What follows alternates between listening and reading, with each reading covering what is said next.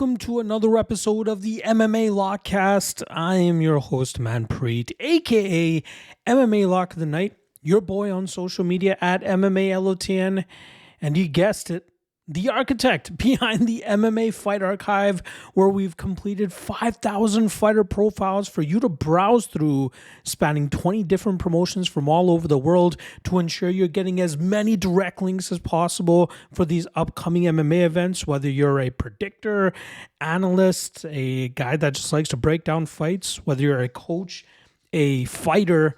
This service is surely to provide some value to you and make your life a whole lot easier, where you just have to pull up one page and you have all these fighter profiles available to you. And like I said, direct links and direct links to past fights and direct links to other useful links for all these fighters. There's a 7-day free trial for you to give it a whirl for free.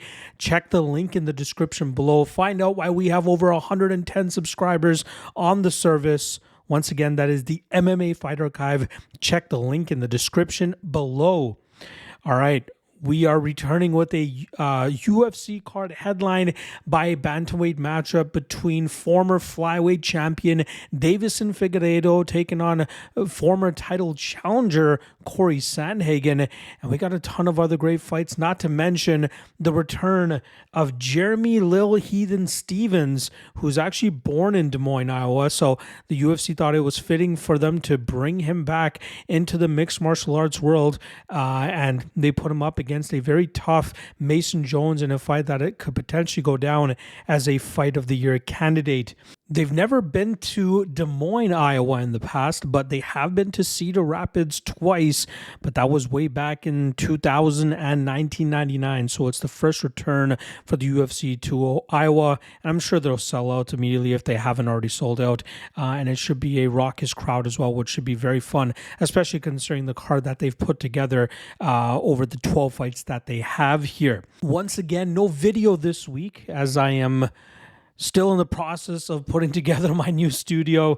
It does not look the greatest here right now, so I'm, just foregoing the visual experience for this for you guys. Keeping with the graphics so you guys at least get the tail of the tape goodness for anybody watching this on YouTube. So for audio listeners, this probably doesn't even apply, but I'm hoping by next week I will have things in place that you guys can see my beautiful face once again, but just wanted to note that real quick off the bat again. Very close to completing what I would like for my studio before I want to get the video aspect of it again. So all week it'll just be audio supported by some graphics. All right, let's quickly talk about the lock of the night and dog of the night play for this past weekend's UFC card, which went down in Kansas City. And the lock of the night drought continues. We had Michel Pereira, who looked like a shell of himself. I have no idea what happened to him going into that matchup. It seems like somebody, used a horse tranquilizer on him or something.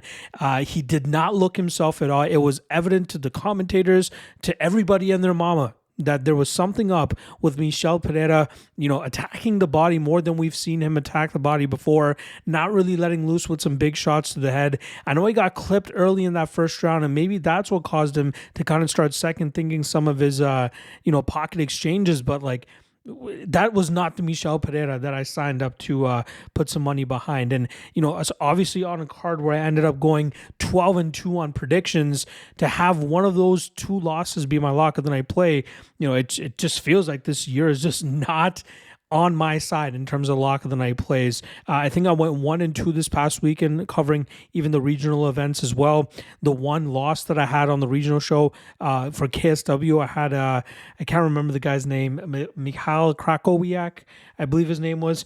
He had a significant striking advantage over his opponent, who had nothing to offer in the striking realm, and the only thing the guy needed to do was to stay away from his grappling. But what did he do?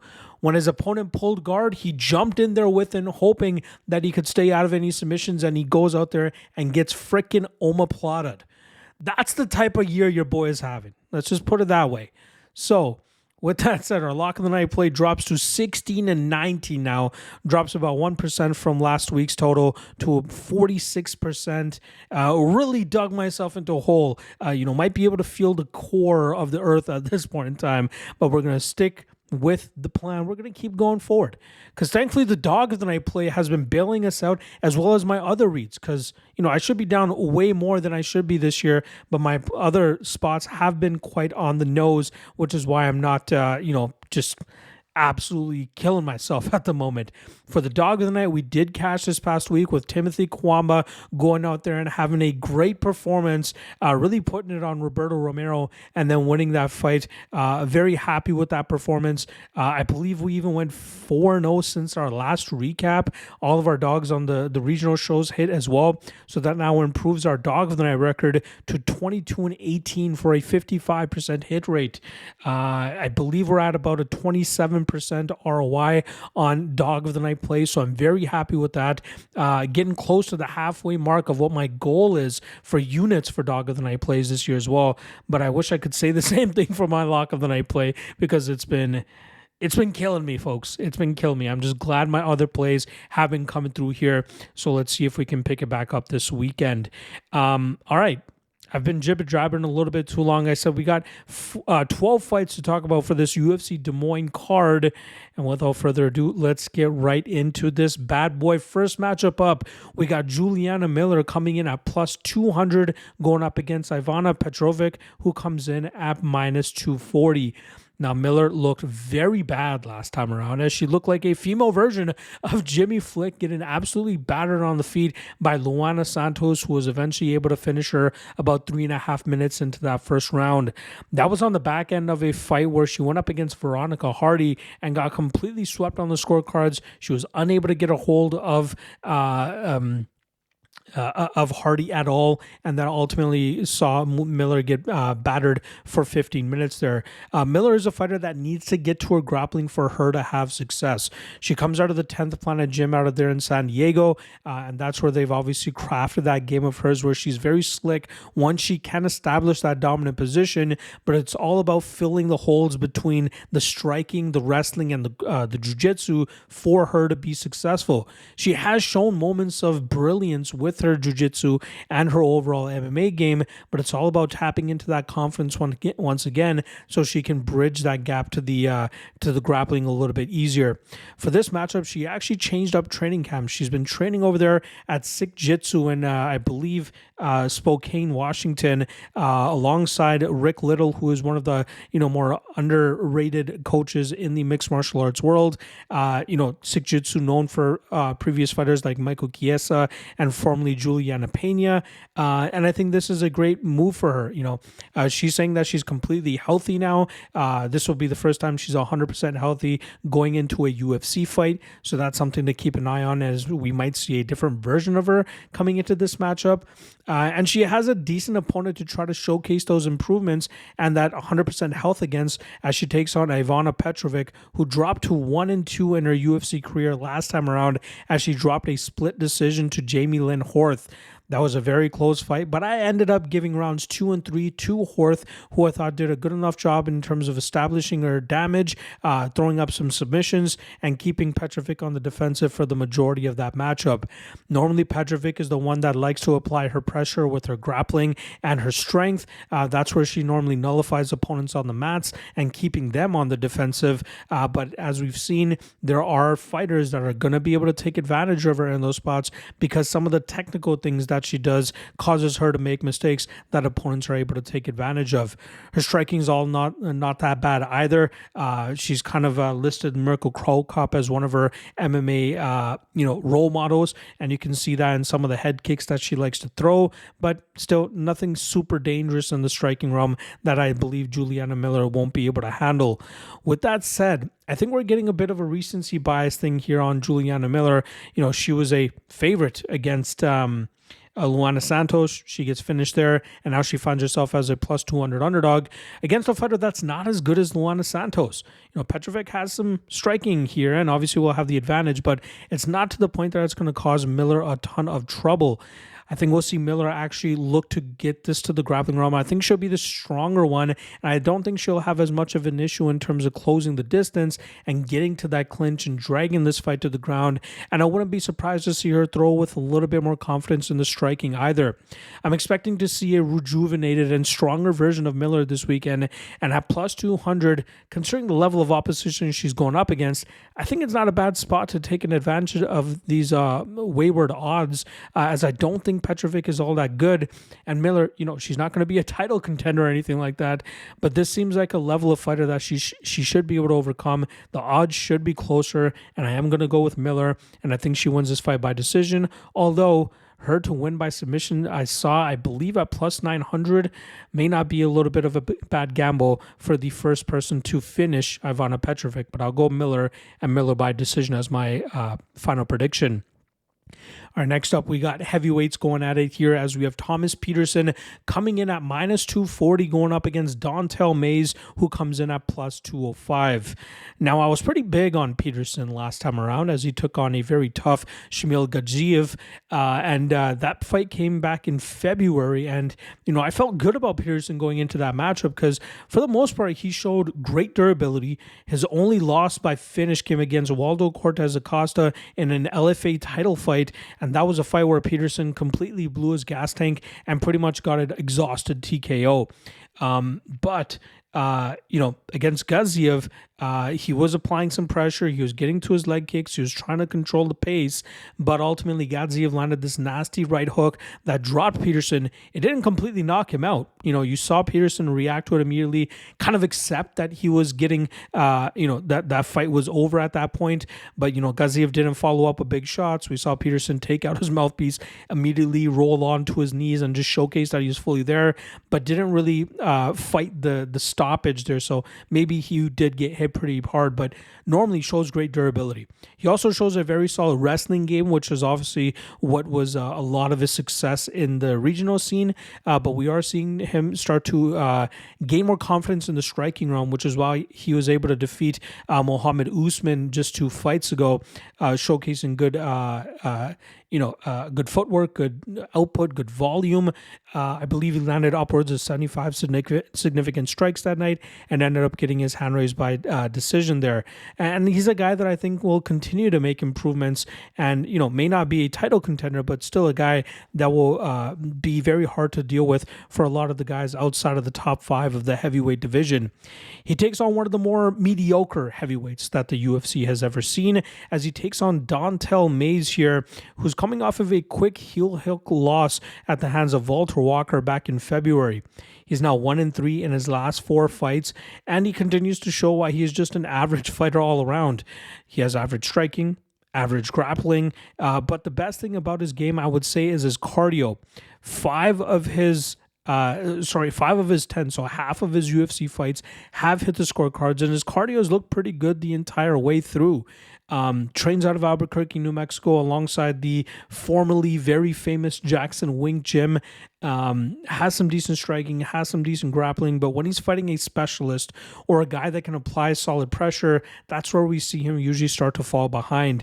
And unfortunately for Mays, I think he's fighting exactly that here in a guy in Thomas Petersen who can set a high enough pace that Mays will start to fall behind. I could see Petersen engaging in the clinch and maybe even getting to some of his wrestling to try to mix things up, but I expect this fight to hit the scorecards. Mays not a big knockout specialist, and I'd be surprised if he's able to replicate what Shamil Gadzhiev was able to do to Thomas Petersen last time around. So look for Petersen to keep a high pace, high volume. I don't think he knocks Mays out. I think this fight hits the scorecards, but I wouldn't be surprised if we actually see some action come in on Mays this fight week. So I'll probably sit back and see if we can get a better line on Petersen later on in fight week, but also the fight to go to the scorecards at minus 125 is another option that piques my interest. But in terms of a prediction, I'm going to go Petersen and Petersen by decision. Next up, we got Gaston Bolanos coming in at minus 150 going up against Kwang Lee, who comes in at plus 130. Start off on the Bolanos side of things here, who's known as a striker, but showcased some solid defensive work in the grappling realm last time around against a grappler like Cortavius Romeus. That was a fight where Bolanos was getting taken down at the beginning of each of those 3 rounds, but then eventually was able to reverse those positions and ended up landing more effective damage, which ultimately caused him to win that fight by decision. Bolanos, like I said, known to be a striker, throws in solid combinations, usually has good speed and likes to mix up the flashiness with his strikes. But seeing what happened to him against Marcus McGee in his UFC, I believe it was his second UFC fight, gives me a little bit of pause to see where his ceiling actually is. McGee was able to land some good shots, and I think that may have caused Bolanos to slow down a bit and start second thinking himself, which led to McGee getting that second round finish. But then I thought we saw some really good things from Bolanos in his last matchup. Now he's going up against a striker here in Kwang Lee, who is now 0-2 in the UFC, but we can give him the benefit of the doubt in the first loss that he had, which was a short notice UFC debut against Chris Gutierrez, and we can give him some credit in that fight as well, because he did win the second round, I believe, unanimously. Unfortunately, he couldn't get back to his grappling in the third round, which is why Gutierrez was able to win that fight on the scorecards after notching rounds 1 and 3 with the striking advantage. Normally, Lee is the one with the striking advantage in most of his fights because he likes to throw with a lot of power, speed, and finesse, which causes opponents to try to wrestle him and try to muzzle him on the ground. He showcased great defensive grappling on his come up to the UFC, but I think that now we are starting to see that there are clearly levels to this and that Lee may not be ready for that step up in competition that he's been getting as of late. His last opponent had 4 times the experience that he had, and I think it showed, as he lost the first 2 rounds on all 3 scorecards and then eventually got finished in the third round by Long Zhao. Lee's a solid fighter, and I think this is great matchmaking to see who could actually come out on top and if either of these guys still belongs in the UFC. I do lean the Bolanos side ever so slightly, as I think he is the cleaner striker. It's just my issue in regards to seeing what happened to him against McGee, and I don't think Kwang Lee is McGee at all. Like, that's not what I'm trying to say, but maybe if Lee is able to counter some of these shots from Bolanos, that causes Bolanos some issues. So, the line currently indicates that he'll win about 60% of the time. I would put it closer to 50 to 55% of the time, which would put that line down to about plus 100, minus 122. So, with that in mind, I just can't build the confidence to actually back Bolanos here, but I think that this is the fight that he should win. I think he's a cleaner, slicker striker all around, and I think that will lead to him landing more damage over the course of 15 minutes and then getting his hand raised on the scorecards. Next up, we got women's strawweights going at it here as we have Marina Rodriguez coming in at plus 260 going up against Jillian Robertson, who comes in at minus 310. Starting off on the Rodriguez side of things, she currently rides a 2-fight losing streak. Both of those losses coming by split decision. And it's the one issue in her game that continues to haunt her and keep her from getting into title contention, and it's her defensive grappling. On the feet, she's probably top 5 in the division. She does a great job in terms of throwing ferocious and vicious combinations, especially with her Muay Thai background, and she lands great kicks and good combinations. Not a huge power puncher.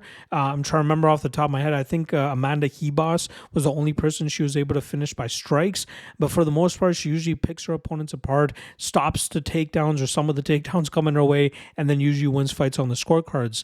But in her last 2 fights against Jessica Andrade and Yasmin Lucindo, both those opponents were able to land opportune takedowns, and Rodriguez had nothing off of her back. Once she finds that urgency to work to the cage and slowly start working back to her feet, that's where we see her start to have success with nullifying the control of her opponents and then getting back to her striking.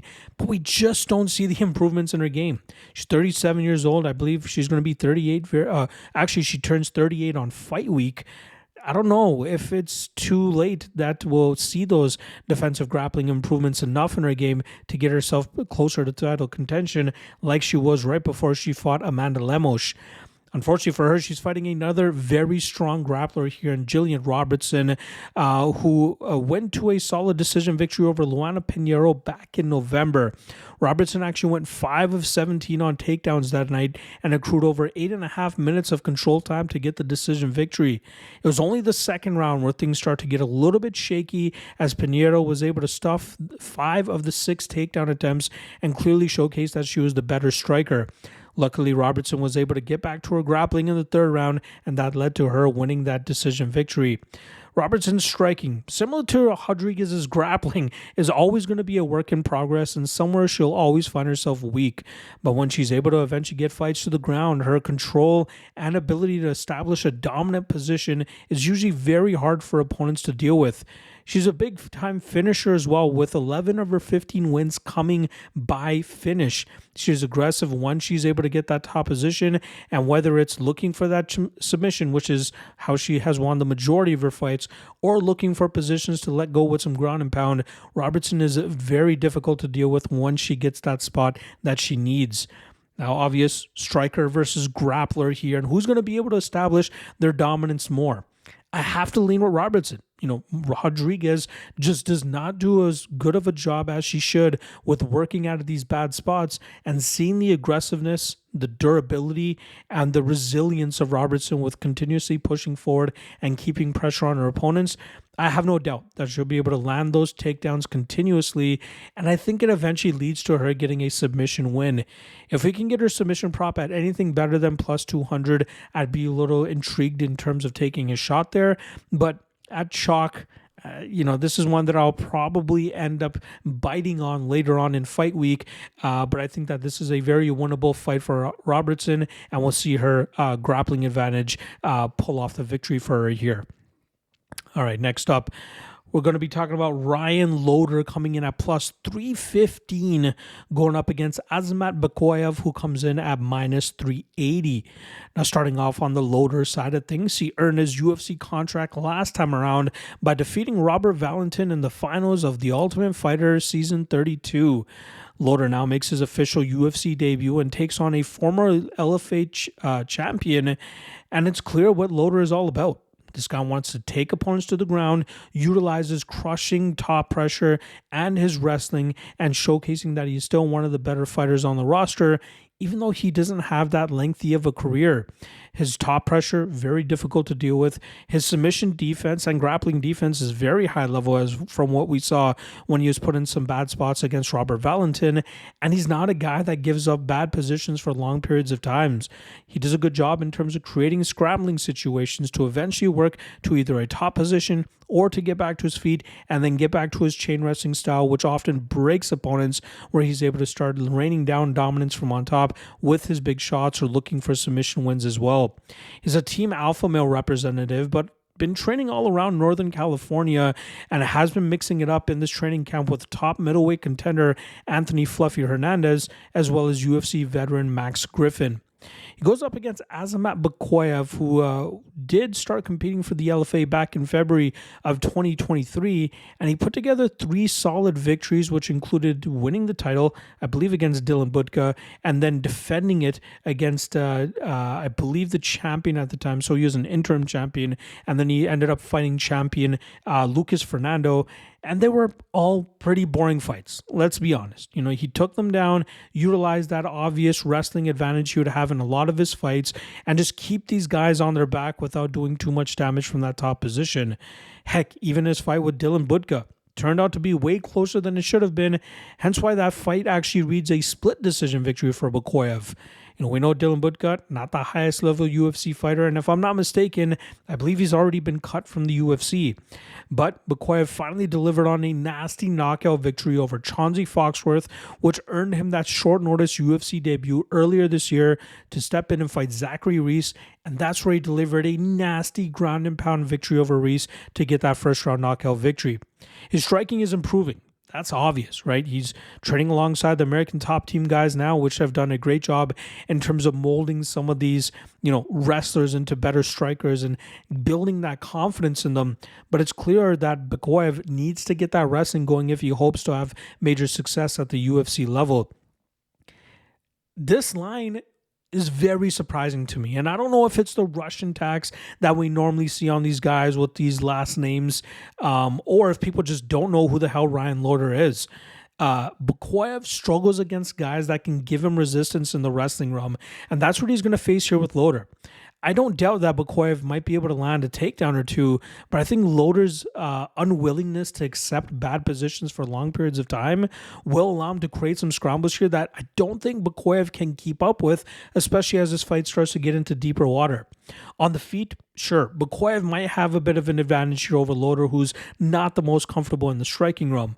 But if this fight primarily takes place how it normally does for Bekoev, with wrestling and grinding and clinching and just grueling exchanges in close quarters, this is a very winnable fight for Ryan Loder. I think he is the better MMA wrestler. And what I mean by that is that I think he can chain his wrestling attempts a little bit better. I think his BJJ might be a little bit better, but his ability to create scrambles and then just keep that high pressure and high pace is going to cause Bekoev some issues here. So, as long as Loder doesn't get chinned right off the bat here, I think he can create some grappling scenarios that Bekoev's not going to be able to keep up with. And then we see Loder really start to pull away with this in deep water. And I think we see Loder win this fight on the scorecards. It would not at all surprise me. I see him at plus 315 right now. It would not at all surprise me to see Loder close closer to plus 150 or plus 200 come fight time if people do the research and find out who the hell Ryan Loder actually is. So I'm going to go Loder here. I'm going to go Loder by decision, which I believe I saw roughly around plus 600. So I might sprinkle a little bit of that. I think Bekoev can at least stay competitive, but I think Loder will be in control at least in rounds 2 and round 3 to get the decision victory.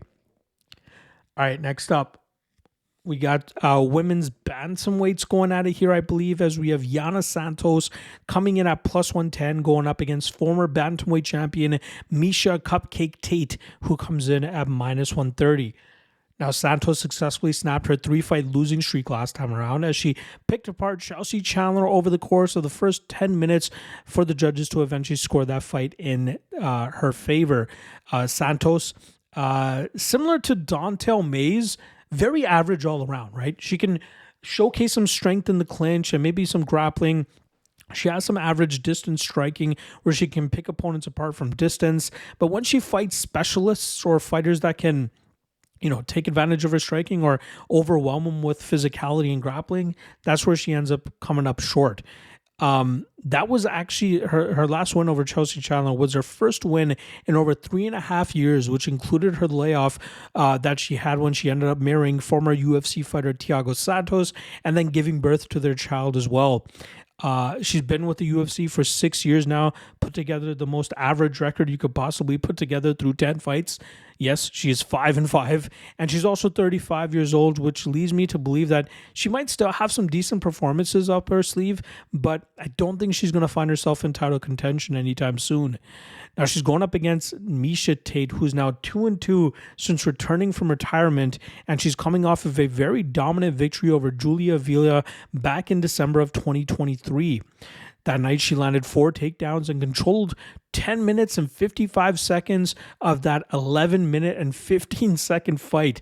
So it's clear that she dominated that fight from jump and was able to get her takedowns as quickly as she needed to establish that top position and eventually get that third-round submission victory. That's where Tate has shown success throughout her career, is her wrestling, her control, and her BJJ. Her striking's all not that bad. Obviously not, I wouldn't put it in the top half of the division, but still it's serviceable to the point that she can eventually change levels and get fights to the mat. She's 37, 38 years old, if I'm not mistaken, but I believe that performance against Julia Avila showcased that she still has some solid chops, especially if she can get to her wrestling effectively enough. Now, this is going to be a matchup where Yana Santos will likely try to keep Tate at distance, utilizing her slight striking advantage, but I think that Tate doesn't have too much to worry about in terms of the power coming back her way, and then I think that'll allow her to eat a few shots to close that gap, close that distance, and eventually look to get Yana Santos to the mat. I think from there, I think we'll see Tate do a great job in terms of securing some dominant positions, maybe threaten with a few submissions here and there, but I believe for the most part, it will be Tate just controlling positions, not really diving for anything too risky that would cause her to give up a position, and I think she'll be able to just land enough pitter-patter shots from that top position that the referee won't stand them up, and then we'll eventually see Tate actually win this fight on the scorecards. At minus 130, I don't mind it. I'd put her closer to about minus 185, especially if she comes out hot and heavy with that grapple heavy approach that we know she can establish. And if she can get those first few takedowns, I have no doubt that she can do it for 15 minutes if she needs to here. All right. Next up, I believe this is the first fight of the main card, and they are starting it off with an absolute banger as Jeremy Lil Heathen Stevens returns to the UFC and comes in as a massive underdog here at plus 420, going up against Mason Jones, who comes in at minus 550. Now, Stevens turns 39 next month, and the UFC decided to bring him back for this matchup specifically because it's taking place in his birthplace of Des Moines, Iowa. When he was originally with the UFC, he had a pretty mediocre run, going 15-18 through his 33 fights with the promotion from 2007 to 2021. Upon his release back in 2021, he signed immediately with the PFL, and he would go 1-2 in 2022 before changing over to or I should say striking sports. He went 0-1 in boxing in 2023 as he went to a draw with Jose Aldo. And ended up losing to Nate Diaz's training partner, Chris Avila. And then he really found his calling as he switched on over to BKFC and ended up going 3-0. He capped it off with a huge win over former UFC lightweight champion Eddie Alvarez, finishing him in the third round of their matchup back in January. We know that he can strike. He has nasty power in his hands. He has some good leg kicks as well, which is not something too bad to look into for his mixed martial arts career. But it's really the grappling where he's struggled in the past, where opponents have been able to take him to the ground, find submissions like Mateusz Gamrot was able to. But I wonder what kind of version of Stevens we're going to see, considering this fight is taking place in his birthplace and considering that he hasn't seen mixed martial arts, or at least live mixed martial arts competition, since December of 2022. So definitely something to keep an eye on there. He's going up against Mason Jones, who did something that not a lot of fighters at this stage would do. He turns 30 actually turned 30 on April 26th, so just going into his 30s now. But back in July of 2022, he was coming off of a close loss to Ludovic Klein, and he decided against re-signing with the UFC, as I believe that was the last fight on his contract, and he decided to go back to Cage Warriors, where he could sharpen his skills a little bit more.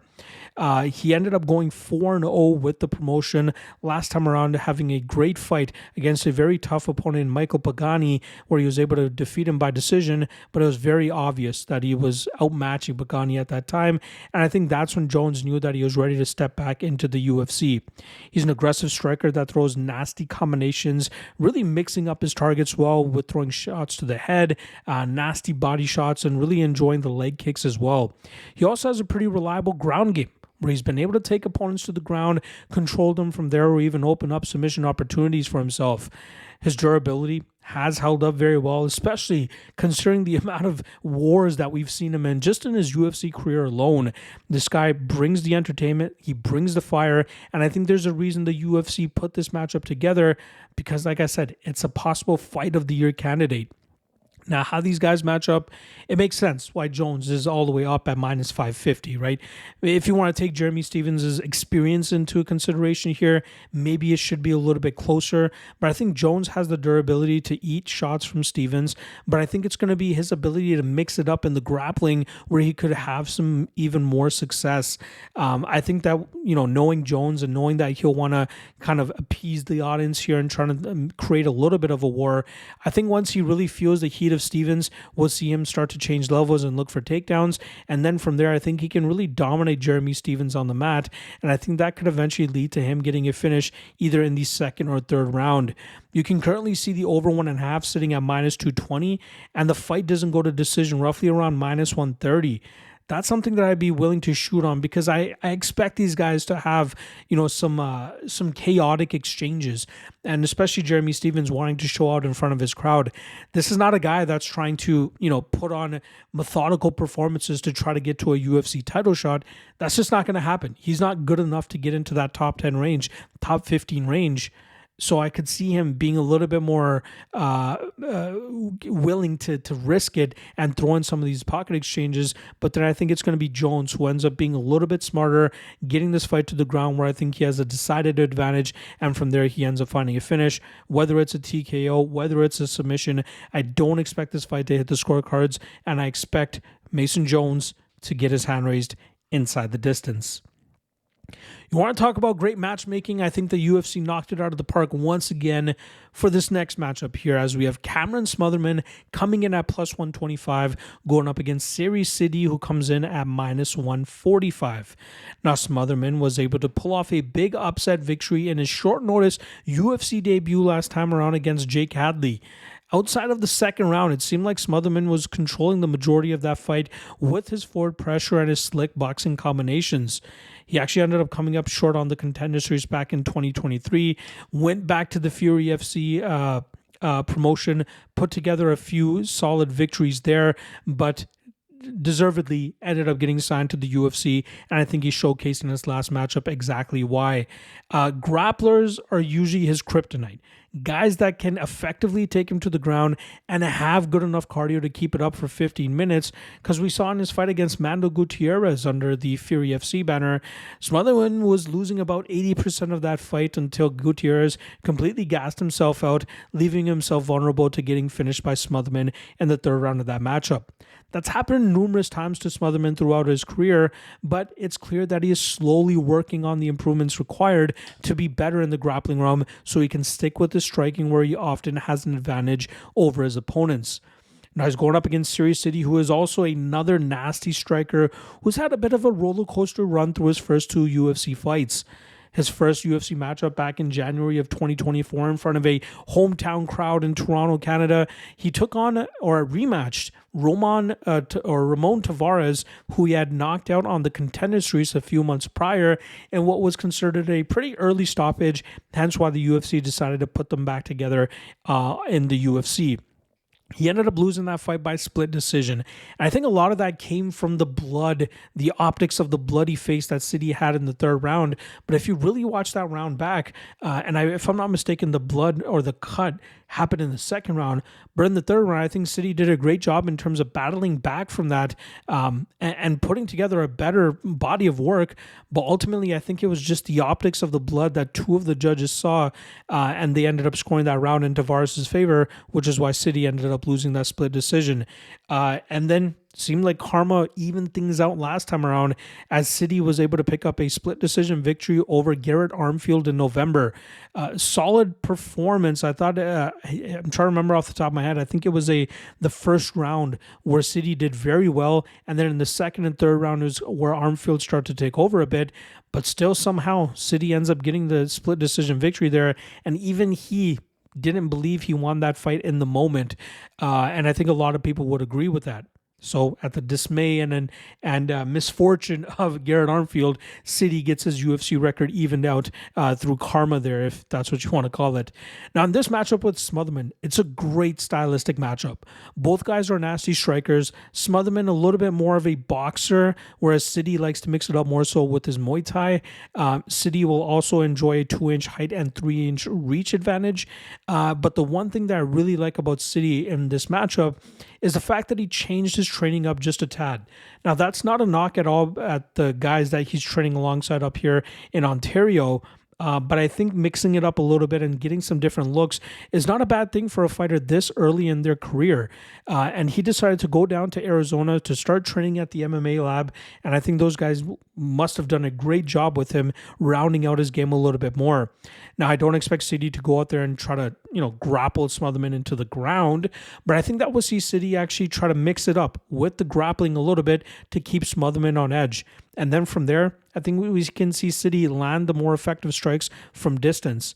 This is a fight that I would not at all be surprised if it ends up going to the scorecards that it would be a split either way, which is why even though my confidence and my pick is on the Sidey side, I'm going to wait. I could absolutely see some Smotherman love end up coming in, And then, if this fight ends up being a pick'em closer to fight time, then I'll probably pull the trigger on Sidey, as I believe he has a little bit more paths to victory, and he has an ability to make it look a little bit better optically, landing his elbows, landing his knees, staying at range, landing his 1-2s and his counters, and that could possibly cause Smotherman a ton of issues as well. So I'm going to sit tight on this line, similar to the Thomas Petersen line that I talked about earlier on in this podcast.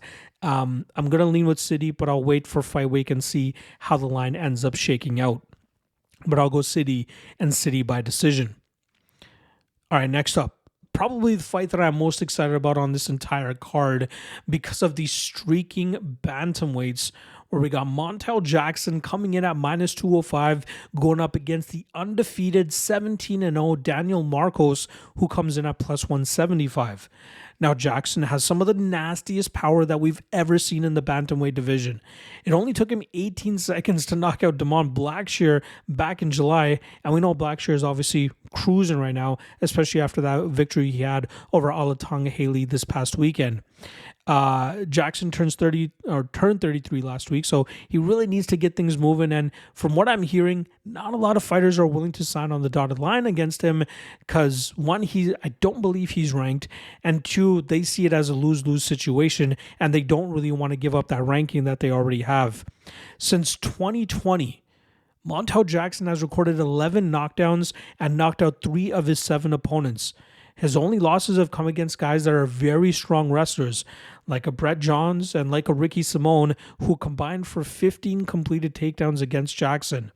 And they're obviously able to grind it out and win those fights on the scorecards. I think it's obvious that Jackson has worked on his grappling defense, hence why he can keep fights standing a little bit longer and obviously get to his effective striking game and either knock opponents out or hurt them badly and make it look obvious that he's the one winning these fights. I just want to see him more active. I want to see him fight some more because I feel like this is a guy that can get into title contention and brings a lot of threats that not a lot of bantamweights could, put on some of these other guys, some of the top 5 guys in the division. Now, Marcos has quietly put together a 4-fight winning streak in the UFC, adding to his 17-0 undefeated record. He's a guy that has used very disciplined and technical and tactical striking to really pick his opponents apart and win most of these fights on the scorecards. Last time around, he was able to get a split decision victory over Adrian Yanez, and I thought it was clear that Marcos won rounds 1 and 3, just sticking to his game. The first round, utilizing good striking, touching up Yanez. Yanez was able to land some big shots in the second round and wobble Marcos a few times.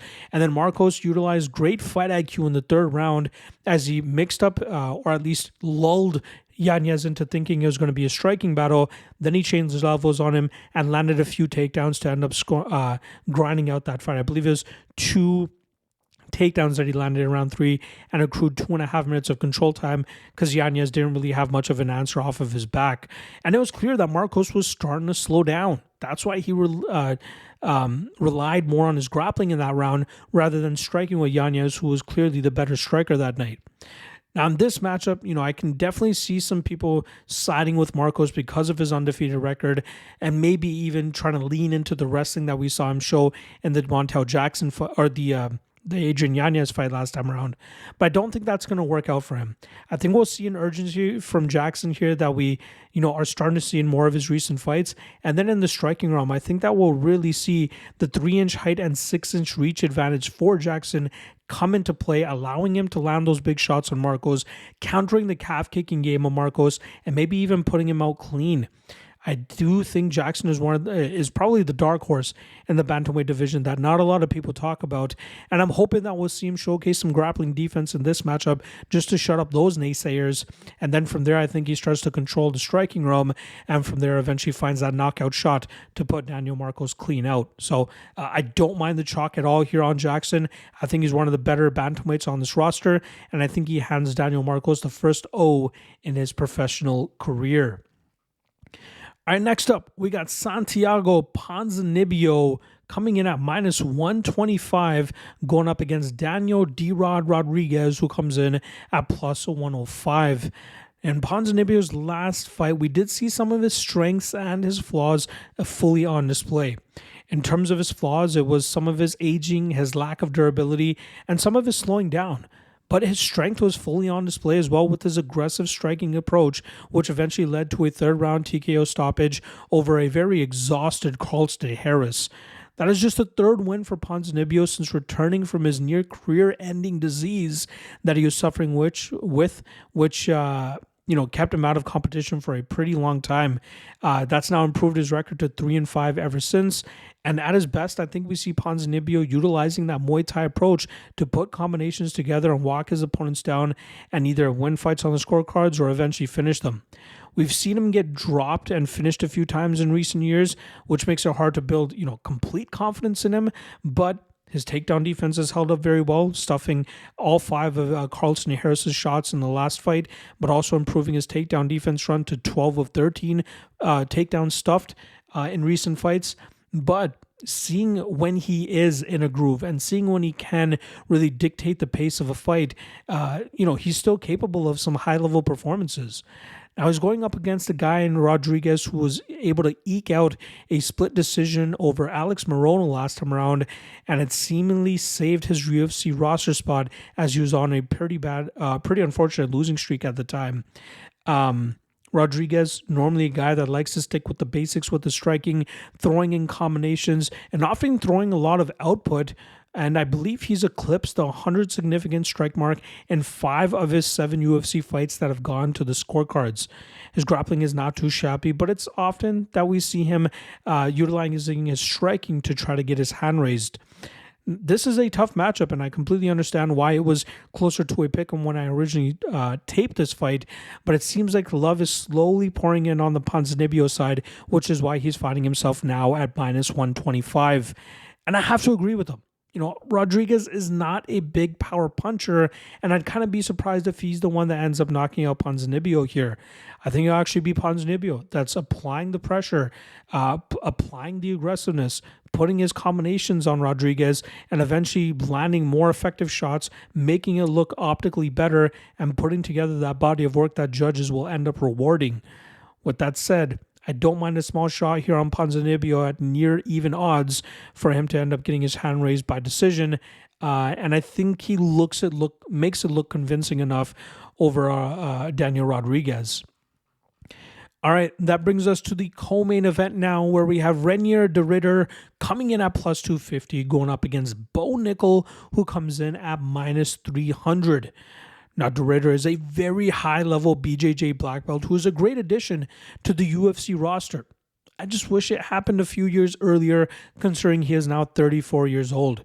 He's finished both of his UFC opponents since debuting back in November, adding to his record of 17 finishes and 19 wins. He's very smooth and slick, obviously applying with his submission game, catching opponents in those front chokes and finding the tap and either putting them out cleanly. And there was even that very grueling fight he had against Gerald Meerschaert, where it seemed like Meerschaert was starting to pull away, and it seemed like momentum was starting to swing Meerschaert's way. But de Ridder did a great job in terms of applying his pressure and eventually finding that submission to force Meerschaert to tap in the third round. De Ridder has only been defeated by one fighter, Anatoly Malikin.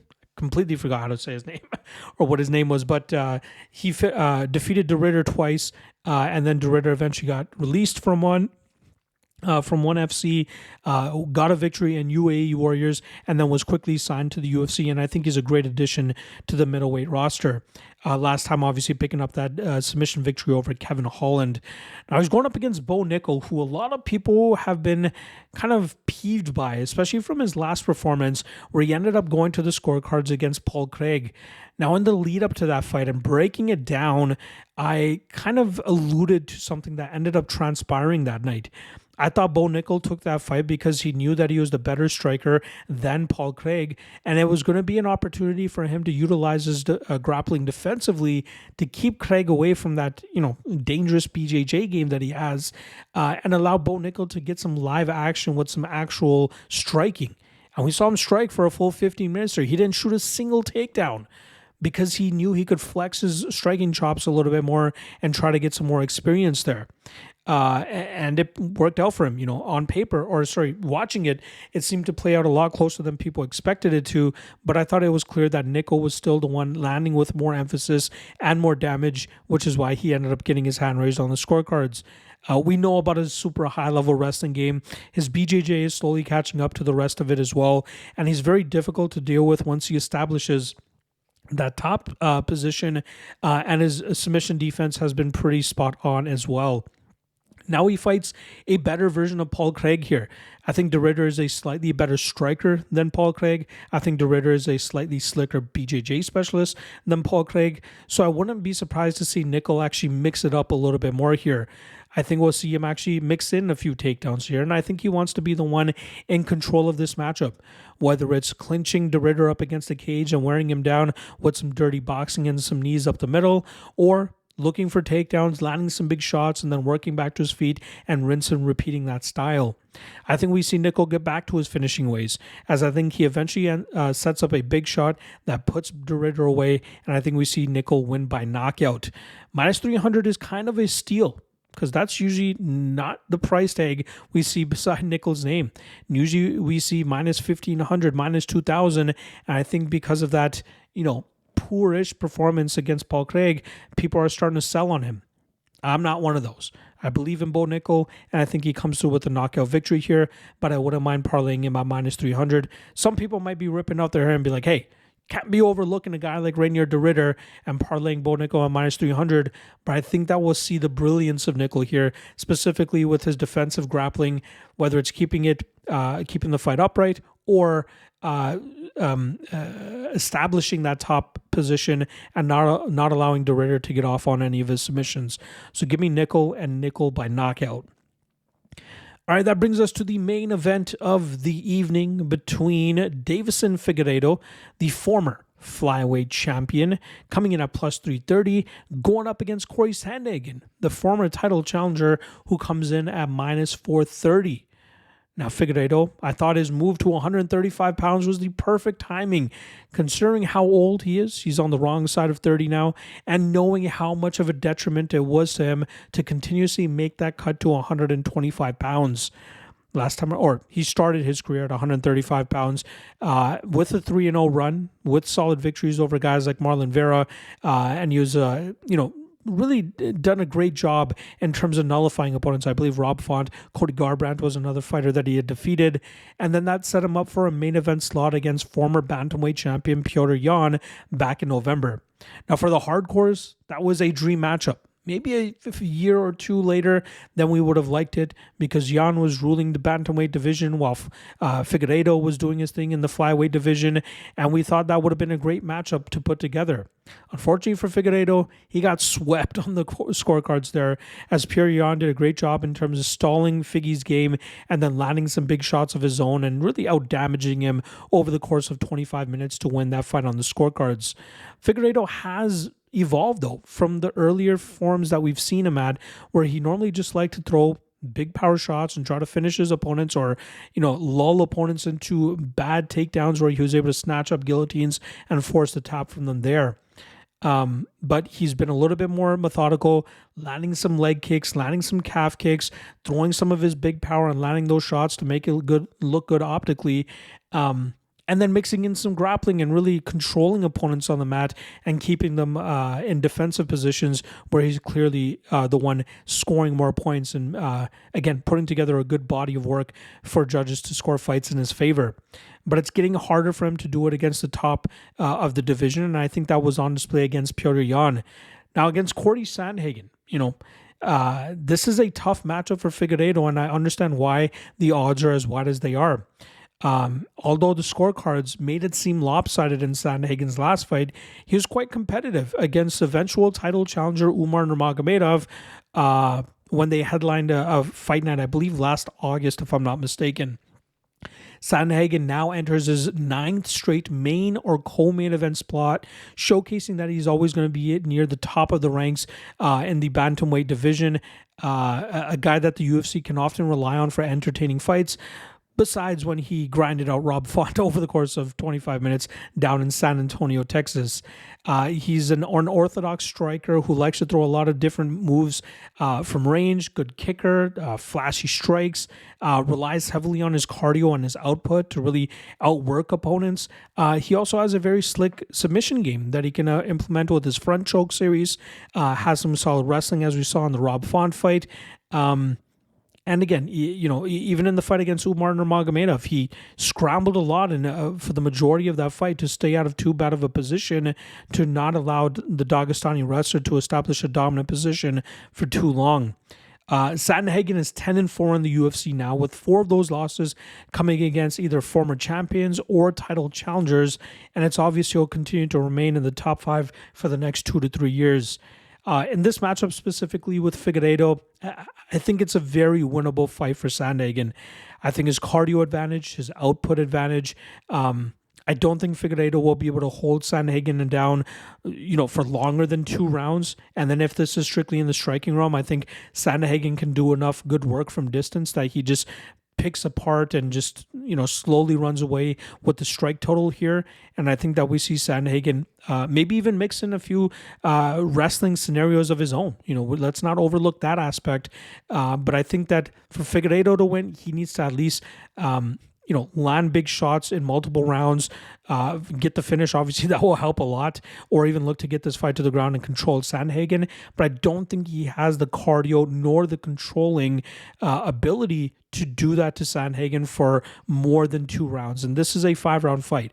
If this was a 3-round fight, I'd have maybe a little bit of confidence in taking that plus 330 shot on Figueiredo. But I think 5 rounds definitely favors Sandhagen. And I think that we'll see in rounds 3 through 5 how Sandhagen starts cruising in deep water and ends up winning this fight on the scorecards. There you guys go. Full card breakdown for UFC Des Moines. Very happy to get this out on a Monday for you guys. And I'm hoping next week, I will get back to the regularly scheduled program of dropping this on Sundays for you guys. But I'm getting damn near close to being right back on schedule. So I appreciate everybody's understanding and bearing with me during this transitional period for you, boy. And another bonus is that tomorrow I should be dropping my PFL breakdown for you guys as well for the last card of the first round of the World Tournament. So stay tuned for that. Yeah, that's pretty much a wrap on this UFC Des Moines breakdown. I'll see you guys the rest of the week on the YouTube channel. I drop new stuff every single day of Fight Week. I'll see you guys again tomorrow. Peace.